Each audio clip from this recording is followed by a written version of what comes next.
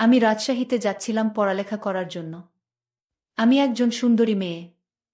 আমি যে গাড়িতে উঠেছিলাম সেই গাড়ির ড্রাইভার আমাকে ভুল রাস্তায় নিয়ে একটা বিশাল জঙ্গলের ভিতর একটা বড় বাড়িতে নিয়ে গেলেন। আর সেখানে নিয়ে লোকটি আমার সাথে জোর করে। বাকিটা গল্পতে শোনাচ্ছি। গ্রামের বাইরে এই প্রথম কোথাও পা রাখলাম, এক অচেনা অজানা স্বপ্নের সন্ধানে। কোনোদিন এর আগে কোথাও যায়নি। আমাদের গ্রাম ছেড়ে, একমাত্র বড় দিদির শ্বশুর বাড়ি ছাড়া। আমরা দুই বোন, বড় দিদি মণি আর আমি সোনি। বেশ সাজানো গুছানো আমাদের সংসার, কোনো ঝুট ঝামেলা নেই।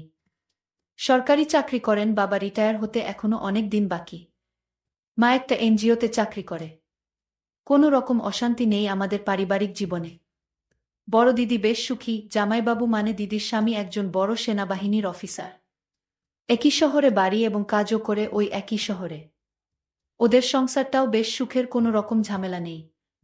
দিদি গ্র্যাজুয়েশন পাশ করার পর আর পড়তে পারেনি। কারণ জামাইবাবু প্রতি বছর একবার না একবার বদলি হয়ে অন্য শহরে পোস্টিং হয়। তাই বড় দিদি আর কম পড়াটা শেষ করতে পারেননি। বড় দিদির অনেক শখ ছিল একজন ভালো ম্যাজিস্ট্রেট হওয়ার। আমি সবে মাত্র গ্রামের কলেজ থেকে এইচএসসি পাশ করেছি। আর পাশাপাশি সিআইডি অফিসারে চাকরি করছি। আমার শখ বড় দিদির মতো ম্যাজিস্ট্রেট হওয়া। আর তাই রাজশাহী বিশ্ববিদ্যালয় ভর্তি হওয়ার সুযোগ পেলাম। তাই রাজশাহীতে প্রথমবারের মতো গ্রাম ছাড়ছি। মা একটু মন খারাপ করেছিল, কিন্তু উচ্চশিক্ষার কথা চিন্তা করে আর কিছু বলেন নাই। বাবা সব সময় আমাকে সাপোর্ট দিত। তাই আমার তেমন একটা অসুবিধা হয় নাই রাজশাহী যেতে। তাছাড়া জামাইবাবু হলেন অফিসার, আগে থেকেই রাজশাহীতে সব কিছু ঠিকঠাক করে রেখেছেন। যদিও রাজশাহীতে প্রথম মামার বাড়িতে উঠার কথা ছিল, কিন্তু পরে সেটা আর হয়ে ওঠেনি, কারণ জামাইবাবুর এক কাছের ছেলে বন্ধু ছিলেন সরকারি দলের ছাত্রনেতা। তাই আমার হোস্টেল পেতে খুব একটা অসুবিধা হয় নাই। তাই মামার বাড়িতে না উঠে সোজা হোস্টেল এগিয়ে উঠব। এমনিতে মামার সঙ্গে মার আবার খুব একটা ভালো সম্পর্ক নাই। কারণ আমার বাবা ছিলেন একজন গরিব ঘরের ছেলে। কেন আমার মা আমার বাবাকে বিয়ে করলেন, অনেকটা বাংলা সিনেমার মতো। গরিব হলে যত দোষ হয় আর কি। যথাসময়ে বাড়ি থেকে রওয়ানা দিলাম বাস টার্মিনাল এর উদ্দেশ্যে।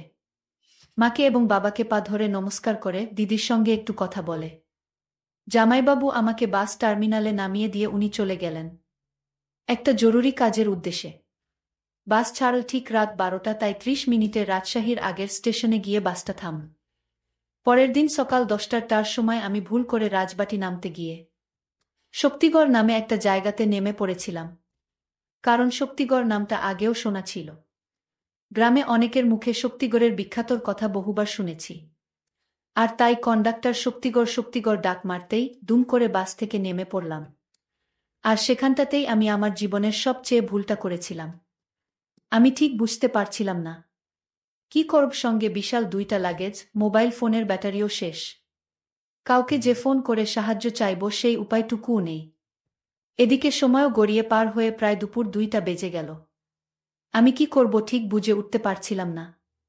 আমাকে এভাবে রাস্তার পাশে বিশাল 2 লাগেজ নিয়ে দাঁড়িয়ে থাকতে দেখে এক লম্বা মতো সুশ্রী যুবক এসে সাহায্য করতে চাইল। প্রথম প্রথম একটু অন্যরকম মনে হলেও আমি রাজি হলাম উনার সাহায্য নিতে। আমি উনাকে সব খুলে বললাম, উনি সব শুনে আমাকে বললেন যে একটু অপেক্ষা করতে, উনি গাড়িটা নিয়ে আসছেন। উনি যথাসময়ে গাড়ি নিয়ে এলেন। আমার ভারী লাগেজ 2টা উনার গাড়ির পিছনে রাখলেন। পরে উনি আমাকে জিজ্ঞাসা করলেন সামনে বসতে চাই নাকি পিছনে। উনার এত ভালো ব্যবহার দেখে আমি ঠিক করলাম উনার সঙ্গে সামনে গিয়ে বসার। আমি বসলাম, পরে উনি গাড়ি স্টার্ট দিয়ে গাড়ি চালাতে শুরু করলেন। আমি যেহেতু রাজশাহী শহর চিনি না, তাই কিছু বলতে পারছি না কোথায় আমাকে নিয়ে উনি গাড়ি চালাচ্ছেন। বেশ কিছুক্ষণ পরে আমি উনাকে জিজ্ঞাসা করলাম, রাজশাহী ইউনিভার্সিটি কত দূরে? উনি আমার দিকে তাকিয়ে উত্তর দিলেন, এই তো আর মাত্র 10 মিনিট। আমি উনার কথা বিশ্বাস করলাম। ঠিক এর 10 মিনিট পরে একটা বিশাল বাড়ির সামনে গাড়িটা দাঁড় করিয়ে উনি আমাকে বলেন যে গাড়িটা আর যাবে না, একটু ঠিক করতে হবে। আমি যেন গাড়ি থেকে নেমে ওই বাড়ির ভিতর গিয়ে বসি। ঠিক কি করব বুঝতে পারছিলাম না। তখন আমার বেশ খারাপ লাগছিল। কেন এই ভুলটা করতে গেলাম একটা অজানা অচেনা পুরুষ মানুষের সঙ্গে। সে যাই হোক, আমি গাড়ি থেকে নেমে সোজা উনার সঙ্গে আমি উনার বাড়িতে গেলাম। উনি 10 মিনিট পরে এসে আমাকে জিজ্ঞাসা করলেন, আমি কিছু খাব কি না? আমি উনাকে বিনীতভাবে উত্তর দিলাম না। কারণ আমি একটু একটু ভয় পেতে শুরু করেছিলাম। উনি তখন দরজাটা বন্ধ করে দিলেন। আর আমার দিকে আস্তে আস্তে এগিয়ে আসলেন। আমি কোনো রকম উনাকে জিজ্ঞাসা করলাম। আমি ওনাকে জিজ্ঞেস করলাম, আপনি দরজা বন্ধ করলেন কেন? উনি কোনো রকম অভিনয় না করে সোজা আমাকে বলেন, আমার তোমার সাথে অনেক কথা আছে। অনেক প্রয়োজন আছে। আমি আপনাকে চিনি না, জানি না। আপনি আমার সাথে কি কথা বলবেন? আর আপনি আমাকে এখানে কেন নিয়ে আসলেন? উনি বললেন, একটু পর বুঝতে পারবে আমি তোমাকে কেন এখানে নিয়ে আসলাম। আমি কোনো কুল কিনারা না দেখে ভয়ের অভিনয় করে কাঁদতে শুরু করে দিলাম। তখন উনি আমার কাছে এসে বলেন যে ভয় পাবার কিছু নাই। আমি এমন কিছু করব না যাতে তোমার ভয় হয়। আর আজ যদি তুমি আমার কথা না রাখো, তাহলে তুমি এখান থেকে যেতে পারবে না। আমি তার মুখে এই কথা শুনে আশ্চর্য হলাম।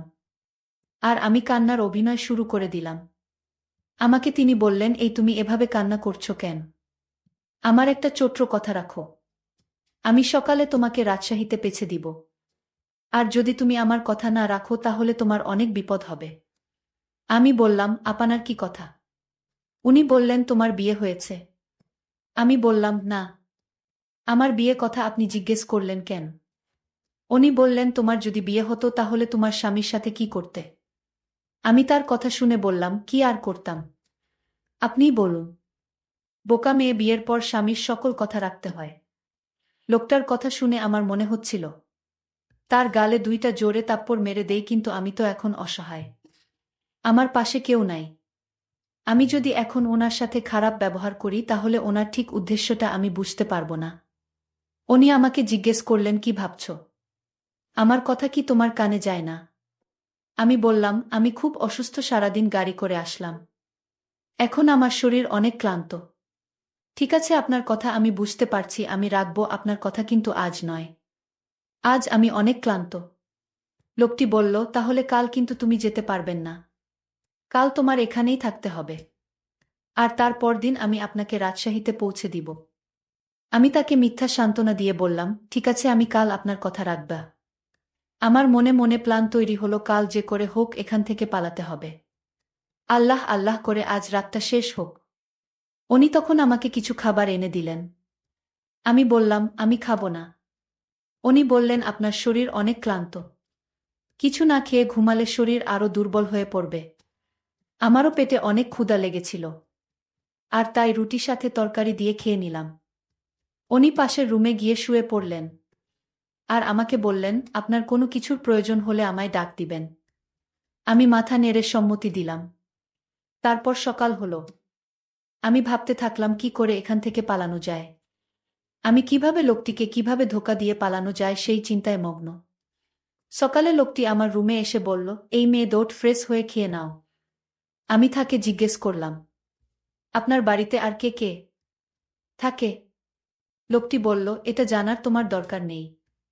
আমি বললাম, ঠিক আছে, আপনি বাহিরে যান। আমি ফ্রেশ হয়ে খেয়ে নিচ্ছি। লোকটি তখন তার রুমে চলে গেলেন। চলে যেতেই আমি ফ্রেশ হয়ে নিজের লাগেজগুলোর ভিতরে কিছু টাকা ছিল, টাকাগুলো নিয়ে নিলাম। তারপর আমি ধীরে ধীরে ঘর থেকে বাহির হলাম। আস্তে আস্তে হাঁটা শুরু করলাম। তারপর আমি দৌড় দিলাম। আমি ভয়ে ভয়ে এখান থেকে পালানোর চেষ্টা করলাম। আমি কিছুক্ষণ যাওয়ার পর আমি কোনো রাস্তা খুঁজে পাচ্ছি না। আমি সামনে গিয়ে দেখলাম বিশাল বড় একটা গেট, আর সেই গেট বাহির থেকে তালা লাগানো। আমি এখন কি করব? আমি এখানে কিভাবে এলাম? আমি তো গাড়ি দিয়ে ভিতরে আসছিলাম। এখন তো বাহির হতে পারছি না।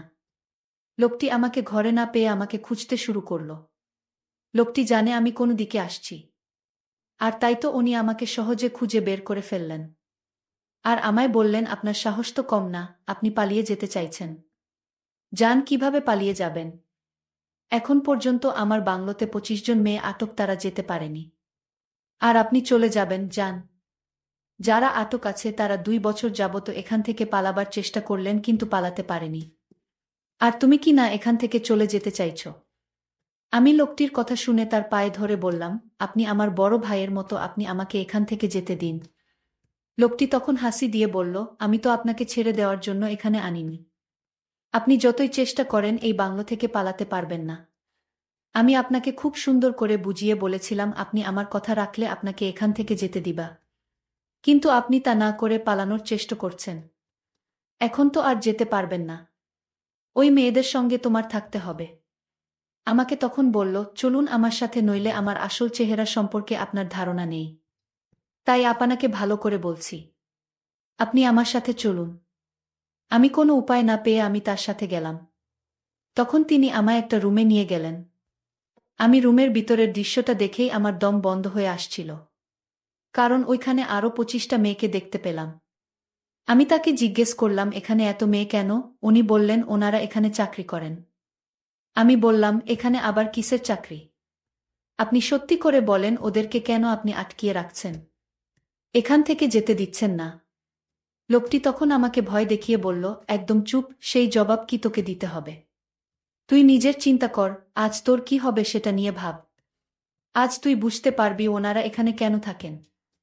মেয়েগুলো আমাকে দেখে কান্না করতে শুরু করল। মেয়েগুলো আমার দিকে তাকিয়ে বলল, আজ আমাদের যে অবস্থা দেখছো তোমারও ঠিক এমন অবস্থা হবে। আমি মেয়েদেরকে জিজ্ঞেস করলাম, তোমাদের সাথে কি হয়েছিল? তারা বলল, আজ রাতে বুঝতে পারবেন কি হয়েছিল। তাদের কথা শুনে মনে হচ্ছে তারা ওদের ভয়ে এখানে রয়ে গেছে। আমি মনে মনে চিন্তা করলাম, আজ রাতে কি ঘটবে আমার সাথে আল্লাহ জানে। আমার তো খুব ভয় হচ্ছে তাদের মুখের কথা শুনে। আমি তো এখান থেকে পালাতেও পারবা না। মনে মনে ভীষণ চিন্তা হচ্ছিল। সন্ধ্যা ঘনিয়ে আসছে। আমার মনের ভিতর ভয় বেড়ে চলেছে। আমি কেন গাড়ি থেকে নামতে গেলাম? আজ যদি আমি গাড়ি থেকে না নামতাম তাহলে হয়তো আজ এমন বিপদে পড়তে হতো না। নিজের একটা ভুলের জন্য আজ আমার এমন পরিস্থিতি। আমি এসব চিন্তা করছিলাম। হঠাৎ দেখলাম লোকটি আমার পিছনে দাঁড়ানো। আমাকে বললেন, আমি তোমাকে ছেড়ে দিব। তবে আমার একটা কথা ছিল, যদি আমার কথা যথাযথভাবে পালন করো তাহলে তাদের মতো তোমার অবস্থা হবে না। আমি বুঝেছিলাম লোকটা আমার সাথে মিথ্যা কথা বলছে। আমি অসহায় অভিনয় করে বললাম, সত্যি আমাকে এখান থেকে যেতে দিবেন? যদি আমাকে ছেড়ে দেন তাহলে আপনার প্রতি আমি সারা জীবন কৃতজ্ঞ থাকিব। লোকটি বলল, এখন রুমে আসো। আমি রুমে যেতেই লোকটি দরজাটা বন্ধ করে দিল। আমি বললাম, দরজা বন্ধ করলেন কেন? লোকটি বলল, রাতে কি কেউ দরজা খুলে রেখে ঘুমায় নাকি?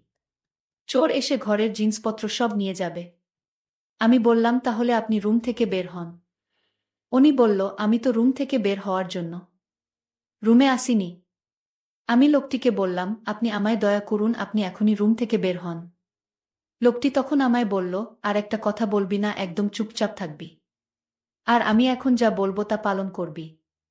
আমি লোকটিকে ধমক দিয়ে বললাম, এই তুই আমায় চিনিস আমি কে?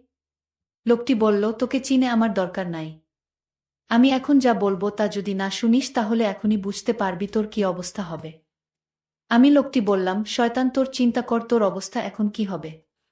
আমি আমার পকেট থেকে আমার কার্ডটি বের করে দেখালাম। সে আমার কার্ড দেখে চমকে উঠল। তুই হয়তো চিনিস না আমি কে। আমার পরিচয়, আমি একজন সিআইডি অফিসার। আমি এতদিন এখানে যা করেছি, গাড়ি থেকে শুরু করে এই পর্যন্ত, সব আমার অভিনয়। আমি তোর আসল রহস্য খুঁজে বের করার জন্য তোর সাথে নাটক করেছি। লোকটি আমার কথা শুনে বলল, আম্মা, আমায় মাফ করে দেন। আমার কোনো দোষ নেই। ওই রুমে যে মেয়েগুলো বন্দি দেখলেন তা আমি করিনি। আমার বস করেছে। সে প্রতি মাসে মেয়েদের পাচার করে। আমি লোকটিকে বললাম, তোর বসকে আসতে বল। লোকটি তার বসকে আসতে বলল। তার বস আসতে তাকে আমি হাতকড়া পরিয়ে জেলে নিয়ে গেলাম।